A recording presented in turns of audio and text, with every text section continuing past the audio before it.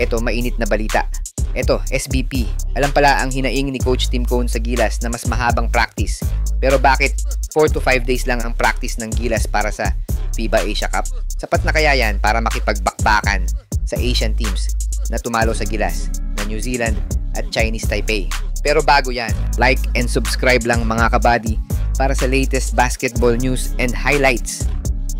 Inihahanda na ng SBP ang schedule ng Gilas Pilipinas para sa isang tune-up games sa Jeddah para sa paghahanda nito sa FIBA Asia Cup 2025. Yan ay galing sa Executive Director mismo ng SBP na si Erica D para bigyan ng magandang preparation ng ating national team bago sumabak sa mismong laro sa August 5. Inaasahang Middle Eastern team ang makakalaban ng Gilas sa tune-up games gaya ng pahayag ni Coach Tim dati na baka mula Arab teams ang kanilang target na makalaro bago ang nasabing torneo. Ito ang pahayag ni Miss Erica sa spin.ph. Magkakaroon tayo ng isang tune-up games kapag nandun na tayo sa Jeddah. Probably isa sa mga team na kasama din sa FIBA Asia Cup.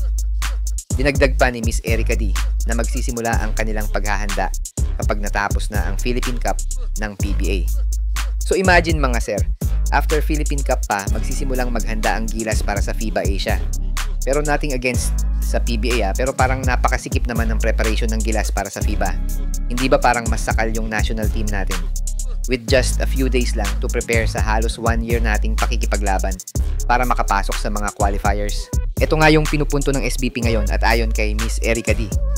Naniniwala ako na ang Game 7 ng PBA ay magtatapos July 27, kaya mula July 27 hanggang August 5 ang magiging panahon ni Coach Tim para maghanda. Nagpasya siyang huwag sumali sa mga friendly tournament sa labas ng bansa. Dito tayo mag-e-ensayo bilang isang team at malamang ay aalis tayo bandang August 1 o 2 papuntang Jeddah, Saudi Arabia para makapag-adjust sa klima roon at mas maging handa. So ibig sabihin ng SBP after July 27, most likely July 28 to July 31 pa lang ang magiging official practice ng Gilas. So parang sa statement ng SBP nasa 4 days lang yung preparation and sa tingin ko napakaikli naman nun, 'di ba? Imagine yung mga teams na kasama sa FIBA Asia nag-prepare a month ago or sabihin na nating 2 months. May mga preparation na bakit sa atin parang napakaikli, 'di ba? Pero syempre wala na tayong magagawa diyan dahil utos na 'yan ng SBP and I think Coach Tim will just obey kung ano ang utos ng nasa taas niya. Sa isang statement pa ng SBP Executive Director Erica D, sinabi niya na naiintindihan naman daw niya ang sentiments ni Coach Tim para sa mahabang practice ng Gilas para sa FIBA Asia Cup.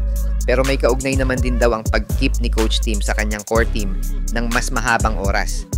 Sa pagkakaintindi ko dito mga sir, alam ni Coach Tim na mas buo na yung chemistry ng kanyang Final 12 kaya kampante siya na kahit maikling oras at preparation ang ibigay ng SBP sa Gilas, hindi na siya mahihirapan pa. Dahil ayun nga, matagal na magkakasama yung mga players. Well, para sa akin, there's always a pros and cons sa ganyang setup. Hindi lang talaga natin masasabi kung tama ba ang desisyon ng SBP o si Coach Tim hanggat hindi natin nakikita yung resulta. Sa ngayon, well, tiwala lang na maging effective ang preparation ng Gilas sa FIBA Asia dahil lahat naman ng teams na kasali ay siguradong naghahanda. Di lang natin masabi kung parehas na preparation sa Gilas pero lahat ng teams na kasali ay naghahanda para sa pinakamalaking event ng basketball dito sa Asia ngayong taon. Sa pagtatapos ng interview kay Miss Erica D, sinabi niyang, I think kahit sino namang coach would want that. But Coach Tim is very aware of the situation that we are in. That's why he suggested going through Windows since last year kasi nagko-compile na yung kanilang progress. We are not like back to zero on July 27. It's the same group of guys. They've been together. It's reintroducing themselves to each other. Hopefully, it plays out well. So ayun nga, we just need to support yung sistema ng SBP at ni Coach Tim. But I don't believe everyone will understand the plan well since we already knew this situation in the past years sa mga nakalipas na programa ng SBP at Gilas. Ikaw ba sir, ano opinion mo? Okay lang ba ang 4 to 5 days practice plus 2 tune-up games ng Gilas bago sumabak sa FIBA Asia Cup? Comment mo nga opinion mo para mapag-usapan natin.